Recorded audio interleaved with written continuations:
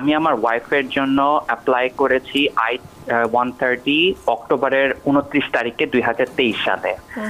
তো আমি যখন কেস স্ট্যাটাস অনলাইনে চেক করে দেখি তখন বলতেছে যে হচ্ছে up until December 10, 2023 there is nothing you can do. Case status আপাতত এখন অন ইয়াতে আছে, স্টেতে আছে। তো আমি জানতে চাচ্ছিলাম যে কেসটা তাড়াতাড়ি এক্সপার্টাইট করার জন্য কোনো উপায় আছে কিনা। আমি 2022 মে 23 আমি আমেরিকাতে আসি ভিজিট বিষয়। সো এরপর আমি 4 মাসের মাথায় অ্যাসাইলাম সাবমিট করার পরে আমার সবকিছু প্রসিকিউর সব ঠিকঠাক মতো হয়েছে, কিন্তু আমার মাস্টার হিয়ারিংটা ক্লোজ হয়ে গেছে সেপ্টেম্বরে। আর দ্বিতীয় কথা হচ্ছে যে এরপর আমি যখন লয়ার অফিসে গেছি, যাওয়ার পর আমার মাস্টার হিয়ারিংটা হঠাৎ করে আর দেখাচ্ছে না আর কি। তো রিসেন্টলি আমি বিয়ে করছি এখানে, সে মেয়ে হচ্ছে যে আমেরিকান সিটিজেন, 1 সপ্তাহ হয়েছে। সো এই ক্ষেত্রে আমি আমার স্ট্যাটাসটাকে চেঞ্জ করতে পারবো কিনা এখন আমাকে একটু কাইন্ডলি জানাবেন প্লিজ। মোহাম্মদুল্লাহ তিনি বলছেন তার ভাই মেক্সিকো বর্ডার ক্রস করে ইউএসএতে ঢুকেছে এবং ঢোকার সময় আসলে তাকে আটক করা হয়। 1 মাস হয়েছে, এখনো তাকে ছাড়া হয়নি। এই ক্ষেত্রে তাদের পরিবারে কি করণীয়? দর্শক কে আছেন সাথে, নাম বলে প্রশ্নটি করুন। আমার প্রশ্ন হচ্ছে যে আমি আমার ওয়াইফের জন্য অ্যাপ্লাই করেছি I-130 অক্টোবরের 29 তারিখে 2023 সালে। তো আমি যখন কেস স্ট্যাটাস অনলাইনে চেক করে দেখি তখন বলতেছে যে হচ্ছে up until December 10, 2023 there is nothing you can do. Case status আপাতত এখন অন ইয়াতে আছে, স্টেতে আছে। তো আমি জানতে চাচ্ছিলাম যে কেসটা তাড়াতাড়ি এক্সপার্টাইট করার জন্য কোনো উপায় আছে কিনা।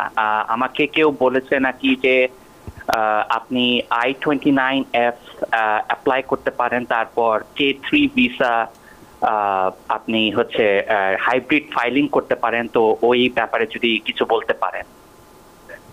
ধন্যবাদ। আপনার তো অনেকগুলো প্রশ্ন, আমি চাইবো আপনার প্রশ্ন উত্তর দেওয়ার আগে TBN24 ফ্লাড রিলিফ ফান্ডে কিছু টাকা দেবেন, কারণ এটা আপনি কথা বলতে গেলে অনেক টাকা লাগতো আপনার। তো যেই কারণে জাস্ট ফান না, it's really I am telling you, because TBN24 যে কাজগুলো করে যাচ্ছে আপনারা অন্য কোথাও গেলে এটা পয়সা দিয়ে টাকা দিয়ে করতে হতো। আপনারা যদি সচেতন হন TBN24 সাথে থাকবেন এবং ওই ফ্লাড ভিকটিম ফান্ডে কিছু টাকা দিবেন। আমরা আশা করি এটা আপনাদের ফান্ডে এটা মানে খুব ভালোভাবে চলবে আর কি, বাংলাদেশে উপকৃত হবে। আপনার যে প্রশ্ন ছিল, আপনি যদি অ্যাপ্লাই করেই থাকেন আপনি এটাকে চেষ্টা করেন, দেখতে চেষ্টা করেন যে কেন এটা দেরি হচ্ছে। আপনি যদি সিটিজেন হয়ে থাকেন দেরি হওয়ার কথা না, এবং আপনি যদি প্রপারলি ফাইল, যে জন্য সবসময় বলি প্রপারলি আপনারা ফাইল করবেন। It takes only 9 months to 1 year to get approval. Then approval হওয়ার পরে কিন্তু এটা চলে যাচ্ছে এনবিসিতে, এনবিসির পরে আরও হয়তো 8-9 মাস লাগে। তা আপনি যেই সময়টা ব্যয় করেছেন অলরেডি অর্ধেক আপনি সময় ডান, এখন নতুন করে শুরু করবেন। যদি আপনি K1 বা K3 করেন, K1 করেন, কে হচ্ছে ফিয়ান্সে ভিসা, আপনি ফিয়ান্সে ভিসা নিয়ে আসতে গেলে ওইখানেও 12 থেকে 16 মাস লাগবে। 16 মাস লাগে, আসার পরে আপনার করতে হবে আবার নতুন করে অ্যাডজাস্টমেন্ট স্ট্যাটাস ফাইল করবে 3 মাসের মধ্যে। তো আপনি কিন্তু আরও ব্যাকলগের পরে যাচ্ছেন। সবসময় বলি আপনাদেরকে, যদি মনে করেন যে আপনার কাছে জিনিসটা গুরুত্বপূর্ণ এবং আপনি এটা গুরুত্ব দিতে চান, তাহলে গুরুত্ব সহকারে এটা হ্যান্ডেল করেন। 10 মাস পরে বললেন যে আমি তোকে ভুল করেছি, একজনে আজকে নিয়ে আসলো তার অ্যাডজাস্টমেন্ট স্ট্যাটাস ইমিগ্রেশন সে ইয়া করেছে, মানে গ্রিন কার্ডের জন্য অ্যাপ্লাই করেছে, তার একজন লয়ার ছিল, সে লয়ার দিয়ে সে অ্যাসাইলাম উইন করেছে। উইন করার পরে গ্রিন কার্ড অ্যাপ্লিকেশন মনে করেছে খুব ইজি, আমি নিজে করতে পারবো। সে উইন করলো, ফাইল করলো, এখন রিজেক্ট হয়ে চলে আসছে। আমার কাছে নিয়ে আসে দিয়ে অনেকগুলো ভুল। তাই বললাম আপনি লয়ার কাছে গেলেই তো পারতেন। না ভাই, মনে করছি খুব ইজি। তো অনেক কিছু আছে, খুব ইজিও না আবার খুব কঠিনও না। যদি আপনি সময় দিতে পারেন ভালো, যদি মনে করেন যে আপনার এক্সপার্টিস নাই, you better ask advice from someone else who knows about it. জি নিশ্চয়ই। দর্শক কে আছেন সাথে, নাম বলে প্রশ্নটি করুন। আমি 2022 মে 23 আমি আমেরিকাতে আসি ভিজিট বিষয়। সো এরপর আমি 4 মাসের মাথায় অ্যাসাইলাম সাবমিট করার পরে আমার সবকিছু প্রসিকিউর সব ঠিকঠাক মতো হয়েছে, কিন্তু আমার মাস্টার হিয়ারিংটা ক্লোজ হয়ে গেছে সেপ্টেম্বরে। আর দ্বিতীয় কথা হচ্ছে যে এরপর আমি যখন লয়ার অফিসে গেছি, যাওয়ার পর আমার মাস্টার হিয়ারিংটা হঠাৎ করে আর দেখাচ্ছে না আর কি। তো রিসেন্টলি আমি বিয়ে করছি এখানে, সে মেয়ে হচ্ছে যে আমেরিকান সিটিজেন, 1 সপ্তাহ হয়েছে। সো এই ক্ষেত্রে আমি আমার স্ট্যাটাসটাকে চেঞ্জ করতে পারবো কিনা এখন আমাকে একটু কাইন্ডলি জানাবেন প্লিজ।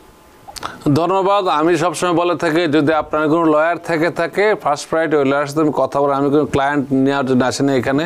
আপনি লয়ারের সাথে কথা বললে লয়ার এই অ্যাডভাইসটাকে দিত যদি সে সঠিক জেনে থাকে যে আপনি চাইলেই পারেন, কিন্তু যদি আপনার ওয়াইফ রিয়েল বিয়ে হয়ে থাকে, অবশ্যই রিয়েল বিয়ে আমরা আশা করি হলে আপনি আপনার ওয়াইফ আপনার জন্য অ্যাপ্লাই করবে, কিন্তু কোর্টের মাধ্যমেই হতে হবে। এটা আপনাকে অ্যাপ্রুভ হওয়ার পরে I-130 অ্যাপ্রুভ হওয়ার পরে কোর্ট থেকে আপনার ফাইলটা আবার মানে ক্লোজ করতে হবে। ক্লোজ করার পর টার্মিনেট করার পরে আপনি এখানে ওয়াইফের মাধ্যমে অ্যাডজাস্ট করতে পারবেন। দিস ইজ অ্যাবসলিউটলি আপনার কোনো সমস্যা হওয়ার কথা না যদি আপনি বৈধভাবে এসে থাকেন। আর আপনি যদি অবৈধভাবে এসে থাকেন তাহলে এই ওয়াইফ হয়তো এটাতে দিতে পারবে না, কোর্টের এখতিয়ার নাই। তখন আপনি ফাইল করতে হবে, প্রভিশনাল ওয়েভার ফাইল করে যেতে হবে, অথবা এই আইনটা 10 বছর যদি আপনি পড়েন নাই আবার ঘুরে ফিরে প্রসঙ্গ চলে আসে। যদি উনার যদি অবৈধভাবে এসে থাকে এই দেশে, তখন কিন্তু উনি ওই ফাইল ক্লোজ করেও যেতে করতে পারে, যেটাকে বলে প্রভিশনাল ওয়েভার করতে পারে। যদি যেহেতু 10 বছর ওনার হয় না, উনি কিন্তু I-131F উনি পড়বে না। যদি 10 বছর থাকতো তখন এটা পড়তো, যার যদি বিয়েটা হইতো জুন 17-র আগে। আশা করি আপনি বুঝতে পেরেছেন।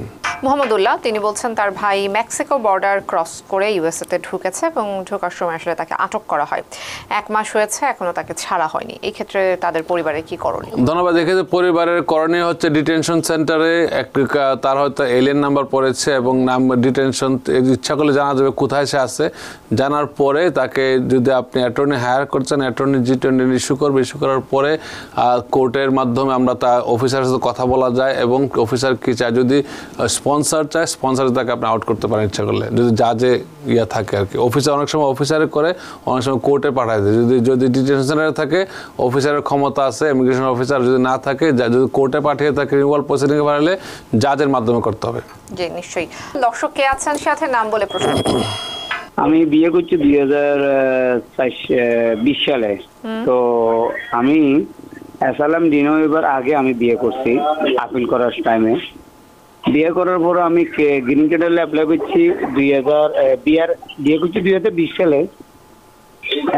বিয়ের পরে 1 বছর 7 মাস পরে আমি গ্রিন কার্ডে অ্যাপ্লাই করছি। অ্যাপ্লাই করার পরে 1 বছর পরে আমার ইন্টারভিউ হয়েছে। ইন্টারভিউ হয়েছে 2021 সালে। হওয়ার পরে ইন্টারভিউ শেষ, আমাদের কাছে কোনো সমস্যা না, তোমরা চলে যাও। যাওয়ার পরে 1 মাস পরে আমার বাসা চেক করছে। চেক করার পরে সবকিছু ঠিক মতন পাইছে। পাওয়ার পরে 1 বছর 7 মাস পরে আবার আমার কাছে লেটার পাঠাইছি এভিডেন্স দিবার, আমি দিছি। এখন পর্যন্ত আমার কোনো লেটার আসে নাই। রিসিভ করার পরে এখনো পর্যন্ত কেস স্ট্যান্ডিং। মানে এটা যে কি বোঝা যায়? আপনার কেসটা কি, আপনার যে অ্যাসাইলাম কেস বললেন পেন্ডিং ছিল আগে, আপনার অ্যাসাইলাম কি এখনো উইথড্র, আপনার অ্যাসাইলাম কি টার্মিনেট হয়েছে না হয় না এখনো? না আমি কেস সাবমিট হয় নাই। I-130 পিটিশন করছি। না I-130 তো বুঝলাম, আপনার অ্যাসাইলাম পিটিশনটাকে ক্লোজ করেছেন আপনি?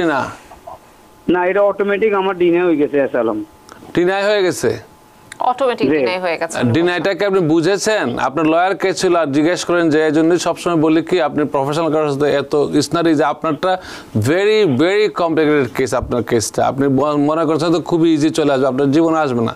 কারণ হচ্ছে যদি কারো অ্যাসাইলাম কেস থাকে, অ্যাসাইলাম কেস বাদ দেন, যদি কারো কোনো সময় কোর্টে এন্ট্রি ইস্যু করা থাকে নোটিস টু অ্যাপিয়ার যে আপনি অত তারিখে কোর্টে যাবেন, that is call master hearing.